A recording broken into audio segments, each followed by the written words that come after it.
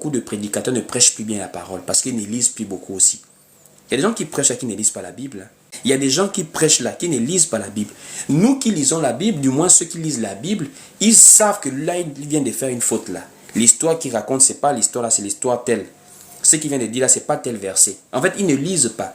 Or, c'est un grand défaut pour un berger quand tu n'as pas la connaissance de la parole de Dieu. C'est même ce qui fait d'abord l'autorité d'un berger. Il faut qu'on ne se montre pas. Quand on dit quelqu'un, par exemple, maître dans les arts martiaux, mais être maître, c'est pas parce qu'il a les cheveux blancs ou bien il a les cheveux qui ont quitté sur la tête. Il est maître parce qu'il a des connaissances dans les arts martiaux par rapport à ses élèves. Donc, quelqu'un qui est, par exemple, un berger d'église, un ancien dans la foi, il est d'abord ancien en termes de connaissance de la parole. Je suis là assis, je ne connais pas prêcher la parole, mais je conduis des gens. Mais c'est pas... Puisque des gens sont là à cause de la parole. Et la foi vient de ce qu'on entend.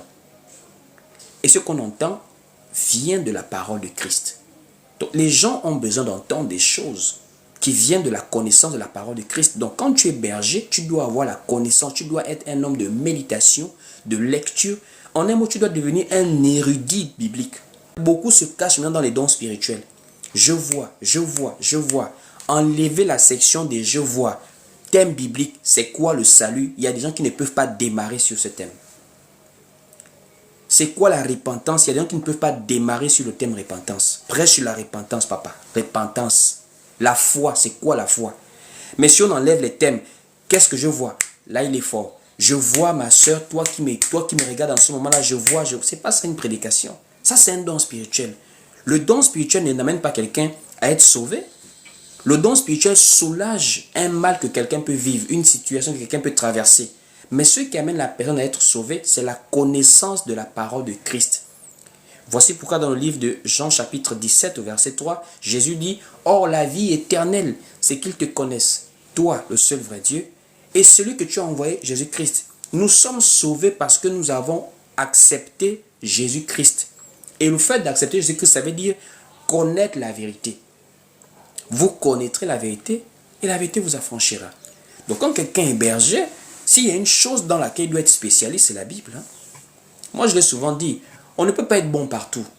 Voici pourquoi même quand des gens viennent faire des débats sur la science, sur l'histoire, sur d'autres religions, sur d'autres croyances, moi, je suis souvent dépassé. Un envoyé de Dieu, un pasteur, un prophète, un apôtre, il n'a pas nécessairement vocation à tout connaître, tous les sujets de la vie.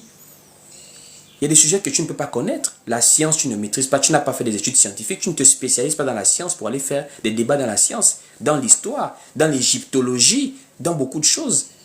Mais quand on dit Bible, quand on dit évangile de Christ, en réalité, quelqu'un qui se dit pasteur, qui se dit apôtre, prophète, docteur, etc., évangéliste, ça doit être sa spécialité.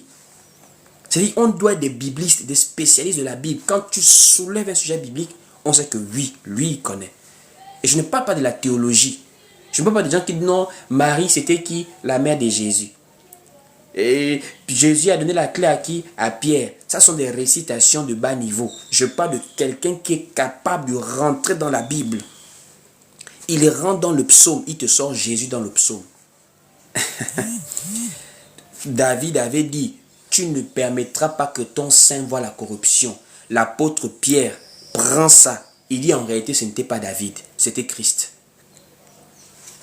En réalité ce n'était pas David, c'était Christ. Parce que David est là toujours, vous voyez son tombeau. Mais c'était Christ qui parlait déjà en David pour dire tu ne verras pas ton sein voir la corruption. David parlait de Christ, c'est ça quelqu'un qui connaît la Bible. Quand il voit Jacob, il sent que non, ce n'est pas Jacob. En réalité Jacob était une représentation de Jésus-Christ. Parce que Jacob a eu 2 femmes. Or, Jésus-Christ aussi a 2 épouses. Il a Israël, il a l'Église. Or, Israël, c'est la femme de la loi. L'Église, c'est la femme de l'amour, la liberté. De la même manière, Léa était la femme de la loi. C'est par la loi qu'on a imposé Jacob à prendre Léa. Et quand on voit Rachel, c'était la femme de l'amour, la femme de la liberté. Donc, directement, quand quelqu'un connaît la Bible, il te montre des choses que toi, tu ne vois pas clairement. C'est comme Paul avait parlé d'Abraham. Quand il voit Abraham, il voit Dieu, il voit Christ. Parce qu'Abraham aussi était avec Sarah, la femme qui représentait l'Église, et Agar, la femme qui représentait Israël. la femme de la servitude. Parce que les Israélites ont connu Dieu par la loi. Or, la loi, c'était la servitude. Mais nous, Église, nous connaissons Dieu par la grâce, l'amour, la liberté. Donc, c'est ça qu'on appelle enseigner la parole de Dieu. C'est pas venir dire non, qui a crucifié Jésus? Les Romains. Qui a lavé les mains comme ça? C'était Ponce Pilate. C'est pas ça. Donc, en un mot, nous devons avoir des gens qui sont consacrés à lire la parole de Dieu, à connaître la parole de Dieu